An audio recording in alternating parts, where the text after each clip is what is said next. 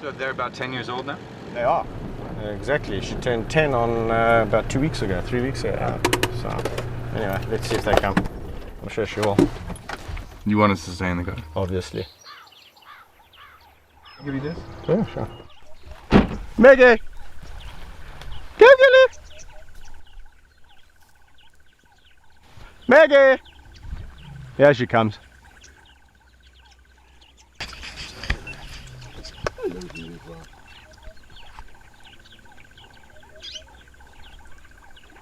How you want, sweetie pie? Slowly, slowly, slowly! Oh wow! Where have you been? Where have you been?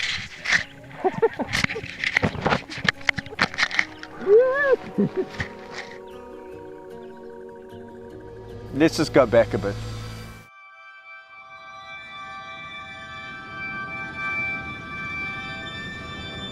I lie down there next to them and I just think, you're just so beautiful. What would I do to make you better? I can't. As a kid, I could really only remember lions in storybooks. I would always imagine, lions to be wandering the plains of Africa and, exactly where, what you doing? Exactly where they should be. Oh.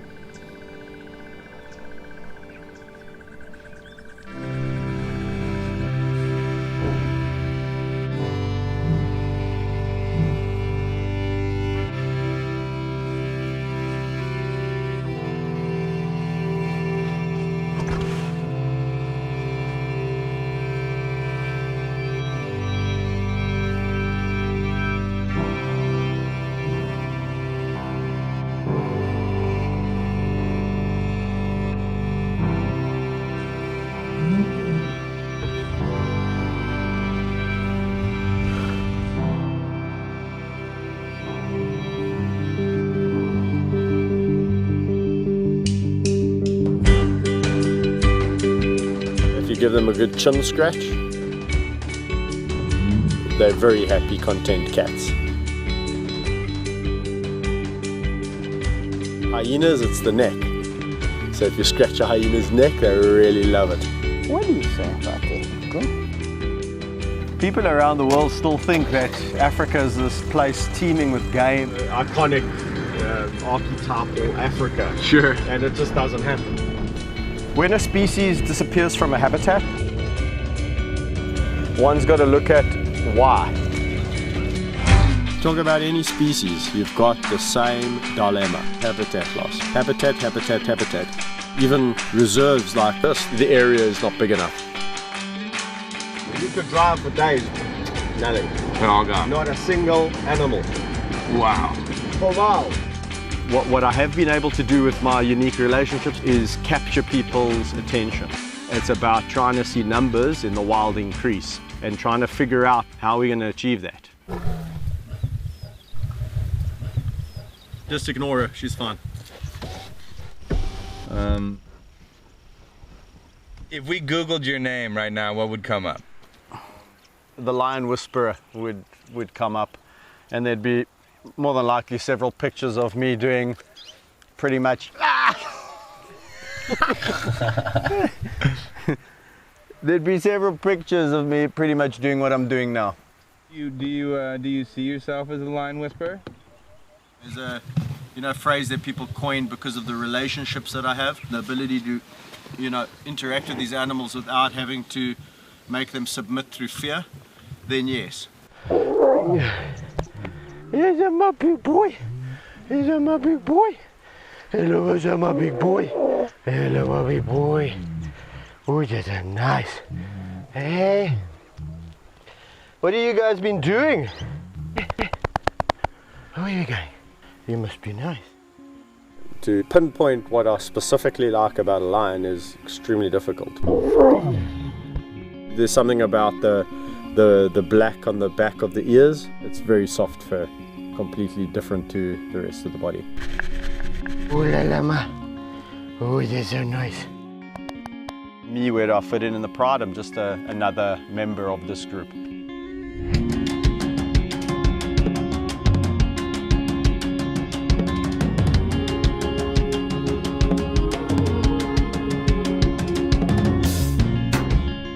lions don't really have a strict hierarchy like most would imagine. Whether it's a male or a female, I don't know how they see me, but I definitely fit in as a lion.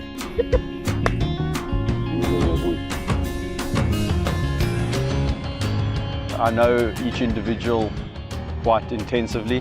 That's my job, to get to know each character and to get to bond and relate to certain characters. Obviously, like people, you're going to relate to certain individuals better than others. The other one's got the camera. Well, hyenas are really interesting animals because, unlike lions, they do have a strict hierarchy. Completely misunderstood, where everyone thinks that they are just smelly, rotten scoundrels and scavengers. They do not smell, they're not rotten. And the interesting thing really is that the lowest ranking female ranks higher than the highest ranking male, if that makes sense. So it's quite an interesting little society. So I'm just going to get a job, I'll walk around with them, walk a bit with them. I'm going to introduce you guys. Let's go and see the others. Come.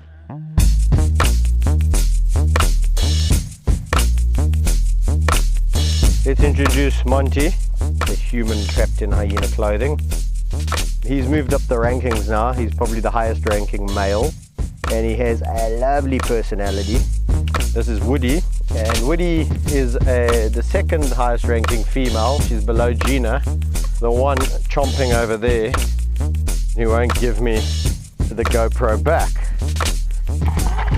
Gina is the matriarch and is a gorgeous girl, a loving matriarch in the way that she rules this clan.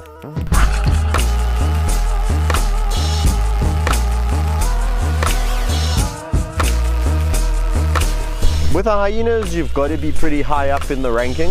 With some clans, I found in the past that I'm right up there, literally on a par with the matriarch. And then in other clans, I scratch my head. No, Gina. Having worked with them for about 13 years, I'm only beginning to scratch the surface. The lions would kill me if they heard me say this, but for survival, I would rather be a hyena.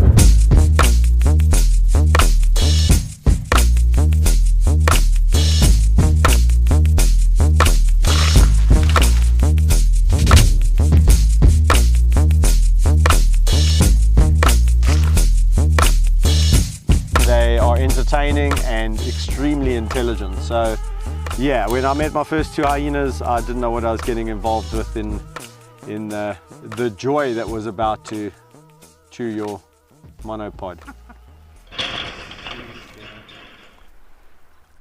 I'm gonna try and see if I can conjure. Where's Woody? Oh yeah, they are. They're hiding behind this bush, huh? Keeping an eye on us. Why are you two being so naughty? Oh yeah, my gully. They're almost like saying, you should be here. 1, 2, 3.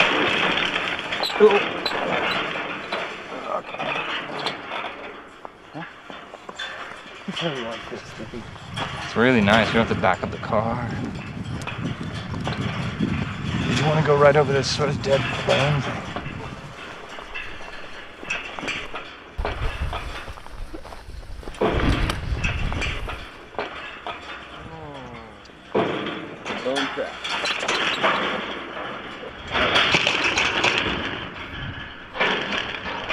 How about their personalities? Like they have such a cartoonish like face and character. So people generally see a friendly side and they go, ah, and it lulls people into this false sense of security.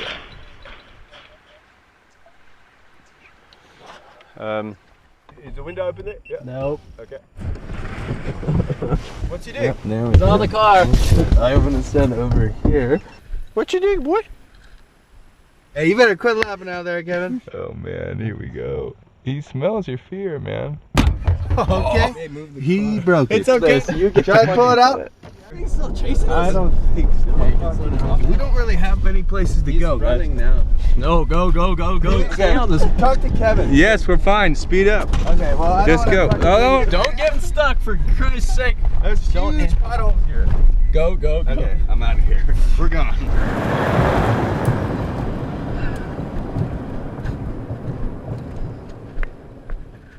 The interactions have always been boisterous. They've never bitten. People go, well, how do you know that one day is one day, you know? I've seen people with incredible relationships and it ends in tears. Because I know them, I don't react. So I've almost learned to detune my reactions. Slowly. But you tell somebody, don't react. And then the thing goes, I go, wah!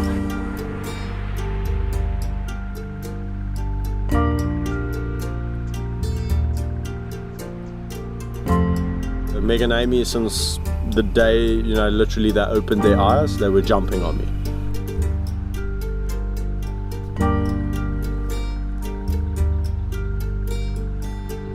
People said when they get to a certain age, you're going to have to stop that.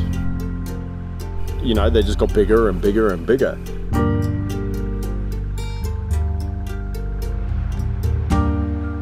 The most incredible thing about them is how we met. I know their mother intimately, and she didn't want to look after them. Picks them up by the scruffs of their necks and dumps them in the water bin. I grab them out the water and hand raise them.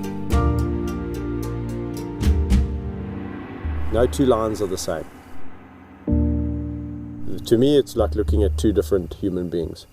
Meg is more outgoing, and Amy is a little bit more dependent on Meg. They are a fantastic duo, and yeah, they've lived a really incredible life. They've seen more places than most wild lions would ever dream about seeing.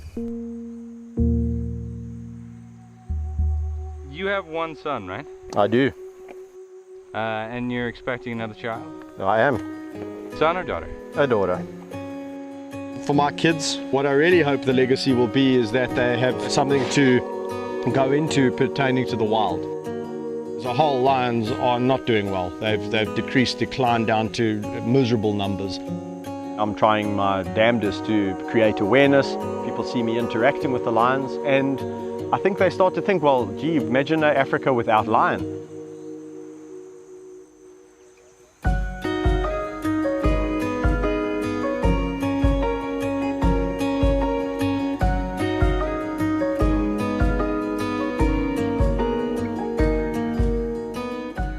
If we carry on along the same path, we will not see lions in 20 years.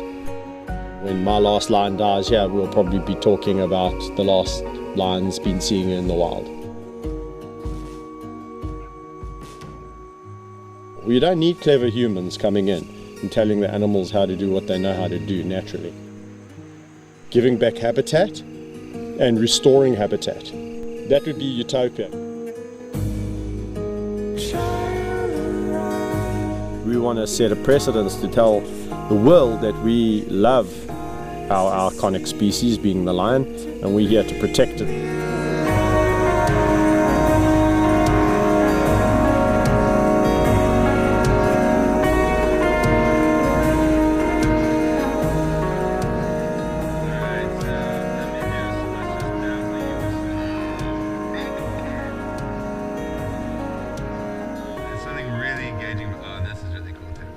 You kind of do this move right here.